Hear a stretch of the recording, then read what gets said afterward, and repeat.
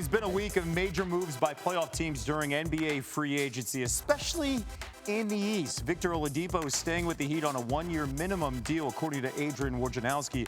A source said the former All-Star will be rehabbing from May quad surgery to start the season. He played in only 4 games for Miami after a March trade. The Hawks are keeping restricted free agent John Collins, 5-year, $125 million deal. Collins played a key role in Atlanta going to the Eastern Conference Finals, averaging 17 and 7 and shooting almost 40% from 3. And Kemba Walker is heading home. The 4-time All-Star agreed to a buyout with the Thunder, and Woj is reporting he's planning to sign with the Knicks. He grew up in New York.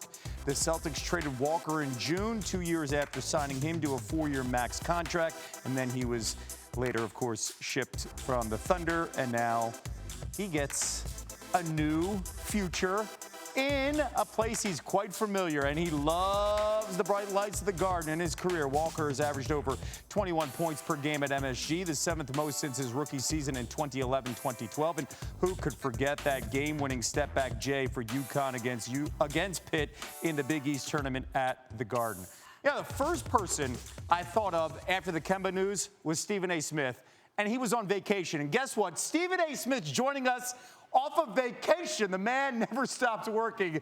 So what was your initial reaction when you heard the news that Kemba is coming back to New York to play for your Knicks? Well, first things first, I'm still on vacation, at least until Friday. That's number one. But this is worth it. This is worth it, Kevin Nagandi, because the bottom line is this. Kemba Walker can ball. Make no mistake about it. The reservation about Kemba Walker, are his knees okay? Are his legs okay? We know that when healthy, this brother is good for at least 20 to 21 a night. He can hit the 3. He definitely can hit perimeter shots. He can dance on anybody. He can create his own shot. And if you watch the New York Knicks, particularly during their playoff series against the Atlanta Hawks, that's what they were devoid of. When you looked at the guys like Reggie Bullock and others, they couldn't create their own shot, okay?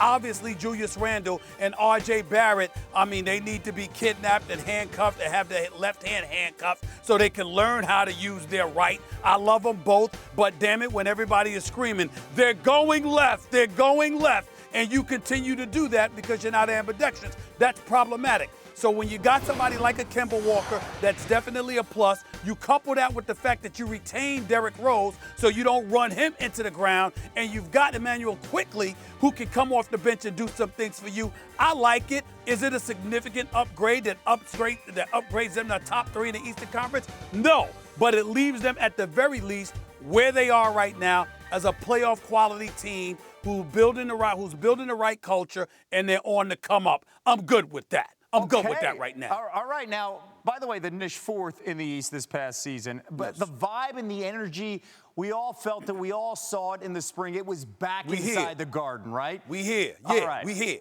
So, I remember. After all the moves so far in free agency, and I know you mentioned they're not in the top 3, but where do you put the Knicks right now in the East in this conversation?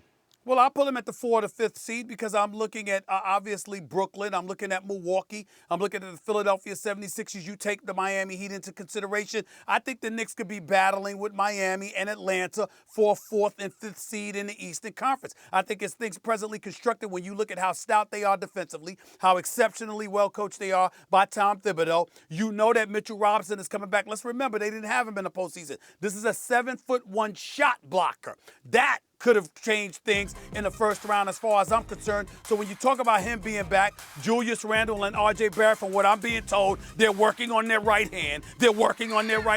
You still kept Derrick Rose. You got a point guard who can score like a Kemba Walker. You got a guy like Evan Fournier who can score, doing some things in the Olympics. He's relatively decent, good for 17 or 18 a night, can hit perimeter shots, including some 3-point shots. I think if you're the New York Knicks, you can make some noise in terms of being a top 4, top 5 seed in the Eastern Conference and advancing past the first round. Are they championship contention? Hell no. I'm not a Cowboy fan. I'm not delusional. I'm not nauseating. But I am knowledgeable enough and man enough to acknowledge This is a step in the right direction, but a lot depends on the health of Kemba Walker. People question his health, Kevin. Yep. They have never questioned his ability to play the game of basketball as the number one option in Charlotte. He was averaging better than 25 a game. He was averaging better than 21 a game for Boston until those knees gave out. That's our concern about him, not much else. That is the big storyline in Kemba Walker's career as an NBA professional. The knees. We'll see how this plays out here. Bronx, and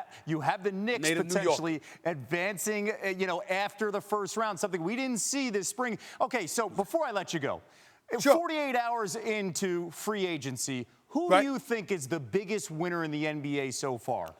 Wow, well, you look at free agency, and listen, I love the fact that Kyle Lowry ended up in Miami, but I don't see, that making a dent in Brooklyn or Milwaukee. I just look at the Los Angeles Lakers right now. You got Russell Westbrook. You got Carmelo Anthony. I look at the Brooklyn Nets picking up Patty Mills. It's a lot of moves that I like. There's still more to be done, but in the end, what it comes down to is this. The Lakers have made a statement to us all. If LeBron James and Anthony Davis and Russell Westbrook are healthy, when you look at the Western Conference, they should come out of it because you got a guy like Carmelo who can hit shots, and you're not asking them to really, really play defense. They're going to control pace. You talk about LeBron with Melo, with AD, with Russell Westbrook. You're talking about shot makers. You're talking about stars. The lights aren't too bright for them. The Lakers are going to be the favorites in the East. We look at Milwaukee as the reigning defending champions. The pickup of Patty Mills is a very significant thing in the Eastern Conference for Brooklyn,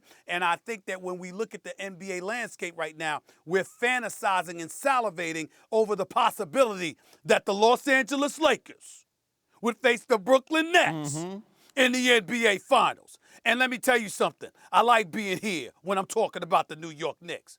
But if that's my consolation prize, I will not be depressed about that. Oh, yeah. At all. I think a lot of people that love basketball will be saying, sign me up.